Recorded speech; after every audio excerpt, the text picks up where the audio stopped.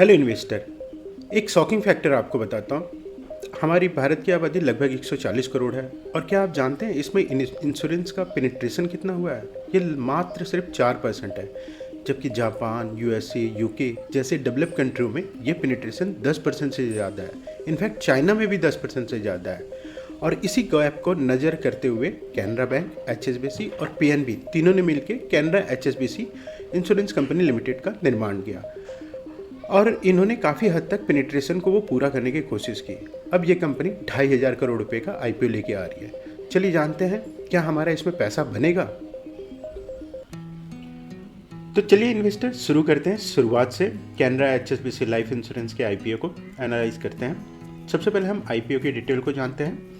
तो आईपीओ इसका 10 अक्टूबर को आ रहा है, यानी कल आ रहा है, और 14 अक्टूबर को ये क्लोज हो जाएगा। लिस्टिंग डेट इसकी 17 अक्टूबर है। इशू प्राइस बैंड 100 रुपये से 106 रुपये के बीच में है। लॉट साइज इसका 140 शेयर है और टोटल इशू साइज जो है 2,517 करोड़ है। लिस्टिंग इसकी एनएससी और बीएससी दोनों ही सेगमेंट में हो रही है।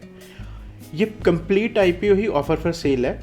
मैं आगे बताता हूँ आगे वाली स्लाइड में कि ये ऑफर फॉर सेल किस लिए आ रहा है।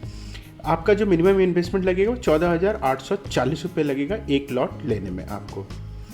जैसा हमने बात किया कि ये complete he IPO offer for sale है। जो एग्जिस्टिंग इसके इन्वेस्टर हैं, स्पेसिफिकली पंजाब नेशनल बैंक, वो इसमें से एग्जिट ले रहा है। कितना एग्जिट ले रहा है ये नेक्स्ट स्लाइड में पता चलेगा आपको। तो ये कंपनी के प्रोफाइल को देखते हैं। तो कैनरा बैंक का 51% शेयर है, एचएसबीसी का 26% और पंजाब नेशनल बैंक का 23% स्टेक।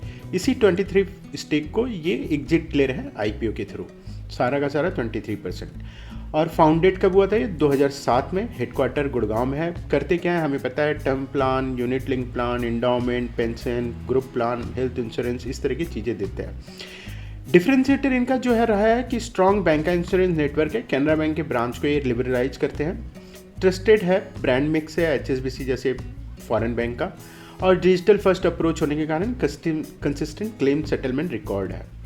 और इसके बाद ध्यान देंगे इनका रिन्यूअल परसेंटेज जो है 84% है, जो कि शानदार है इंडस्ट्री में, जो कि रिन्यू कराते हैं लोग एक बार ले लेने के बाद। वहीं से इनका मेन धंधा आता है, क्योंकि पहले जो इंश्योरेंस प्रीमियम हम देते हैं उसमें मैक्सिमम जो इंश्योरेंस एजेंट होता है उसका कमीशन चला जाता है। तो प्रीमियम का बार बार रिन्यूअल होना ये इंपॉर्टेंट रखता है किसी भी इंश्योरेंस कंपनी के लिए।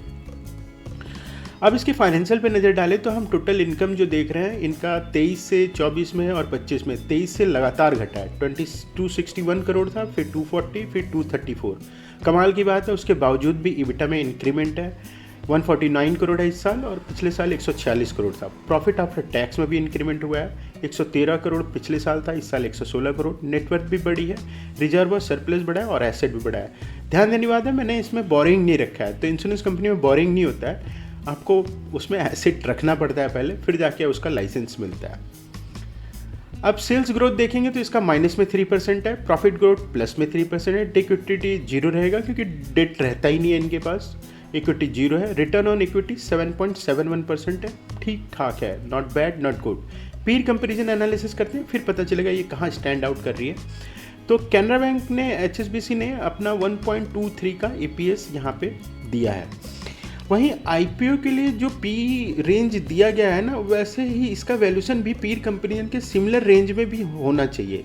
यानी अगर कंपनी अपने ग्रोथ पोटेंशियल को अचीव करती है तो इसका पी रेंज 80 से 90 के बीच में माना जाएगा। लेकिन प्रॉब्लम यह है कि बाकी कंपनियां जो इससे काफ़ी लार्ज हैं उनका पी कम है, जबकि एचडीएफसी का छोड़ दें तो बाकी एसबीआई का देखें 74, आईसीआईसी का 67, और यहाँ पे एलआईसी जैसी कंपनी का भी पी देखेंगे तो 11.6 के अराउंड ही आ रहा है। ये रेंज इन्वेस्टर के लिए एक फेयर वैल्यूशन रेंज रिप्रेजेंट करेगा अगर हम इसका 80 से 90 के बीच में पकड़ें। अगर पी बहुत ज़्यादा हो तो मतलब है कि वैल्यूशन ओवर वैल्यूड है, अगर बहुत कम होता है तो अंडर वैल्यूड है। लोग उसमें पैसा लगाने के लिए बिल्कुल तैयार नहीं है। फ्यूचर प्रोस्पेक्ट से लोगों का बिल्कुल भी ध्यान नहीं है। फाइनल टेक वे तो ये रहेगा कैनरा एचएसबीसी का कि 80 से 90 के बीच में यही पी होना चाहिए, जो कि इसका 86.2 के अराउंड में आ रहा है, 18 है, 80 से 90 के बीच में। और इसी रेंज में अगर हम ये देखें कि फेयर वैल्यू क्या बैठता है 80 से 90, तो 80 के रेंज में 98 और 90 के रेंज में 111 बढ़ता है। तो इस हिसाब से हमें ये लग रहा है अभी तक के एनालिसिस में ये जो वैल्यूशन लेके आ रहे हैं, जिस वैल्यूशन पे आईपीओ लेके आ रहे हैं, आईपीओ कहेंगे ऑफ़र फॉर सेल लेके आ रहा है, ये बहुत ही हाई वैल्यू है, क्योंकि इस रेंज में कोई भी पी नहीं है और ये सबसे रेवेन्यू वाइज भी छोटी है, पैड भी इसका बाकी से कम है। अगर ROE की बात करें तो ROE बहुत ग्रेट नहीं है, 7.71 है। इस हिसाब से ये ओवर वैल्यूड कंपनी लग रही है। एनीवेज, इसका GMP देखते हैं हम। ग्रे मार्केट में इसका 9 अक्टूबर को 10 रुपये GMP पे था, आश्चर्य की बात है। उस हिसाब से इसकी लिस्टिंग होनी चाहिए 116।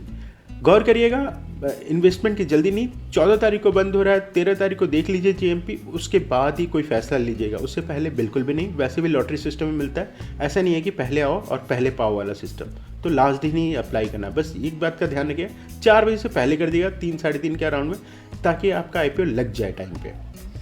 चलिए एक नज़र कंपनी के स्ट्रेंथ, वीकनेस और अपॉर्चुनिटी पे डालते हैं कि कंपनी कहाँ ठहर रही है।